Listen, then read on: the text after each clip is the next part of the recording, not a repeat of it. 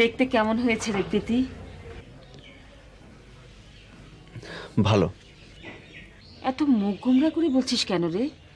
তোর বুঝি বউ পছন্দ হয়নি? কেন রে খোকা, ছোটবেলায় তো প্রীতি খুব ফুটফুটে ছিল, তোর চাইতে ওই সুন্দর ছিল।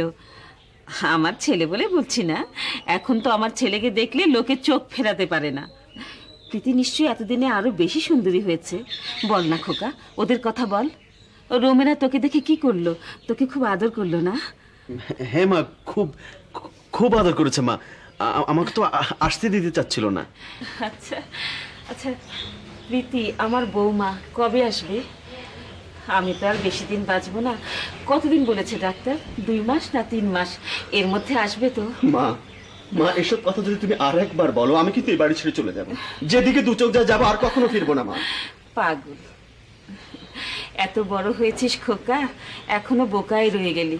মা কি কারো চিরদিন থাকে? শুধু মা কেন, কেউই চিরদিন থাকে না মা। আমিও একদিন থাকবো না। তুমি ছাড়া, তুমি ছাড়া এই পৃথিবীতে আমার আর কে আছে বলো? কেউ ছিল না, এখন তো আছে তোমার স্ত্রী প্রীতি। স্বামী স্ত্রীর সম্পর্ক ওই উপরালাই বানিয়ে দেয়, এই বন্ধন জীবনেও ছোটে না। এসব কথা বাদ দাও মা, আমার শুনতে ভালো লাগছে না।